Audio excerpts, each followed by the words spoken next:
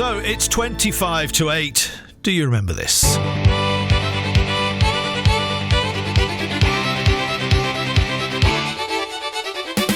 I'm Bill Cotton Eye Joe. I've been married a long time ago. Where did you come from? Where did you go? Where did you come from, Cotton Eye Joe? And I'm Bill Cotton Eye Joe. I've been married a long time ago. Where did you come from? Where did you go? Where did you come from, Cotton Eye Joe? So get ready for a hoedown with this foot-tapping staple of the country dancing scene, Cotton Eye Joe. However, an Exeter-based lesbian, gay, bisexual and transgender dance club are calling for change when it comes to dances like this, where each sex has a traditional role. They've pioneered this in the US. Chris Ricciotti, whose nickname is the Queen Mum, is a caller with the Lavender Country Folk Dancers in Massachusetts. I introduced gender-free dancing, this whole concept, to the New England Folk Festival in 1990. And I thought maybe we'll get a few folks from our community, but that, we wouldn't get many others. And to my great surprise and delight, most everybody that showed up were longtime dancers that were incredibly curious about this whole thing that we were doing and wanted to find out about it, including callers such as Tony Parks and Ted Sinella, who were actually dancing in opposite roles from what they were used to dancing, and who are, longtime traditional callers, and they wanted to try this out. And the stage for that session was completely packed with people I'd never seen before. And that went over great, but the following year there was a lot of backlash, particularly from the old guard who felt that, this is a family experience and, gender-free dancing has no place here and we don't like this. And thankfully to NEFA's, NEFA was smart enough to realize, people comment every year, there's too much English country dancing, or we don't like international folk dancing and we don't think it should be on the program. And they wrote back, that's not going to stop us from doing this just because you don't like it. And just because you don't like it isn't a good reason why we shouldn't be having it. Well, listening to Chris Ricciotti this morning is Jeremy Child, founder of the Gender Free Ceilidh, which is taking place in Exeter this evening. Jeremy, good morning. Good morning, Tim. Now, you're also a caller for the dancing, aren't you? Oh, yes. So what sort of problems do you come up against with country dancing in general as regards to this? Traditionally, the roles, as you know, have been kind of gents do this and ladies do that. If people want to dance a role that's different to their natural or expressed gender, they tend to get disapproval from other people, I think is the best way of putting it. If you get two gents coming together expected to swing in a ballroom hold or something like that, then people who are not used to it, the old guard, as Chris just referred to, feel very uncomfortable about it. But they shouldn't. No, they shouldn't indeed. Some of the dances, though, are trickier than others, aren't they, when it comes to the male and female roles? Oh, yes, very much so. The traditional two roles do very different things. I personally like dancing both roles because I like doing both parts. And there seems to be a need for a more gender-friendly way of dancing, I guess. But is it being embraced by groups around the country, and particularly here in Devon? More and more so, yes. I call at a lot of the local folk clubs and do a lot of other types of calling at dances as well, weddings and celebrations and things like that. I've got done a number of gay weddings, and there the roles or the names, gents and ladies, are just inappropriate, so we use different ones. I think somebody referred earlier to we use larks and ravens. Yes, I like that one. But is the traditional going to be a part of it? Do you see it as it's a mixture of both?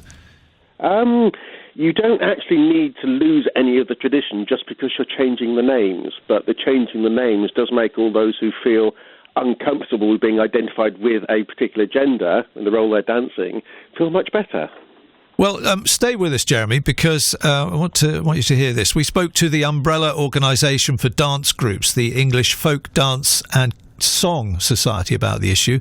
Their education director is Rachel Elliott.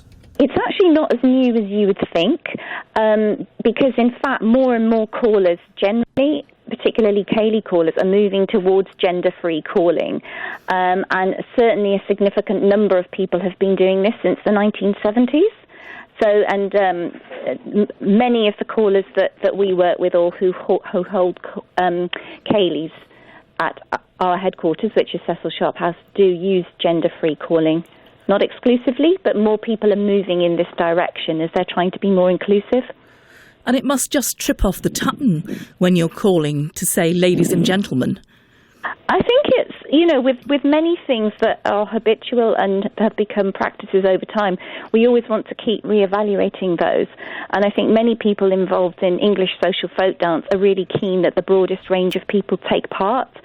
For example, with a family Ceilidh, using gender terms is not really that relevant, and it might be that terms used to adults and children, or left and right, or tall and small, or any number of ways that are appropriate for the particular group. And the main thing is to get people dancing and having a great time. This group in Exeter, they say that sometimes when men have been dancing with men, that they've been subjected to disapproval in previous dances where it's not held by the people holding these Ceilidhs. Really disappointing to hear, and I think certainly from our perspective as an organisation, the important thing is that people feel comfortable dancing with other people. They're social dances, and we want people of all backgrounds to feel included and to feel welcome, and certainly wouldn't condone censure of people dancing with whoever they want to dance with. Would you say that this is a progressive thing, that the dance is a living thing, that it does move on? Absolutely, yeah. And like I said, I think it's part of a wider picture of looking at the language that we use in general about within folk dance, and also other forms of social dance. For example, there's more same-sex ballroom dancing occurring, although you might not see that on Strictly. It's certainly, there are special competitions and there are moves to think about that. And also in tango dancing, there's quite a move to have sort of gender-neutral tango dancing and to think about what that means. So it is progressive and it's to be encouraged, definitely. I think it is very good news. We wouldn't sort of force people to always use gender-free calling, because there might be situations where a particular group enjoys calling in perhaps a more traditional way, and that's their prerogative to do that. But I think in general we want to encourage people to think about the language and the practices that they are doing when they're calling and when they're leading social folk dance, to be truly inclusive of all groups in society. Well, that was Rachel Elliott from the English Folk Dance and Song Society. And listening, Jeremy Child from the Gender Free Ceilidh, taking place in Exeter this evening. What do you make of all that, Jeremy? I think, yes, gender free when calling for particularly family and children's Ceilidhs has been around for a long time, because children don't really identify with those sort of labels, particularly the younger ones. But then the dances tend to be much simpler, where in fact people aren't doing different things, so it's much easier to do gender-free. As the dances get more complicated, then you do need different terms for the two roles. But I agree, it is progressive, it is getting better. Sidmouth International Folk Week, which is the biggest folk festival we have in this country, are for the very first time having a gender-free Ceilidh during their week. This year in August, which I think is absolutely excellent. Yes, great news. And you've got the backing of your MP, Ben Bradshaw, as well. Well, yes. Ben was very supportive of it. Obviously has a particular interest in this sort of thing.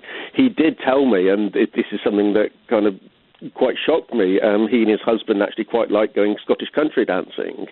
But he says, actually, they can't go together because they get frowned upon, I think was the way he put it. Well, and it's like, well, no, this is so wrong. Yeah, well, I'm glad to see you're doing something about that. And just to conclude, if people fancy a dance tonight, where and when do you meet? It's in the Voodoo Lounge, which is the name for the dance studio in the upstairs of the Exeter Phoenix. We start at 8 o'clock, go on till 11. It's only £7. Please come along. You don't have to be a member of the LGBTQ plus fraternity. Everybody is welcome. The whole point is to make dancing inclusive. This is not especially excuse the phrase, but gay dance. This is a dance for everybody, which in particular members of that fraternity are welcome. Thank you so much. Jeremy Child there, founder of the gender-free ceilidh, taking place in Exeter this evening. And with a sad coincidence, Gilbert Baker, the San Francisco-based artist who created the rainbow flag as a symbol for the gay community, has died at the age of 65. Mr. Baker is said to have died in his sleep at his home in New York on Thursday night. He initially designed an 8-colour flag in 1978 for the city's Gay Freedom Day, which was the precursor to the modern Pride Parade. And these days it's a 6-stripe flag.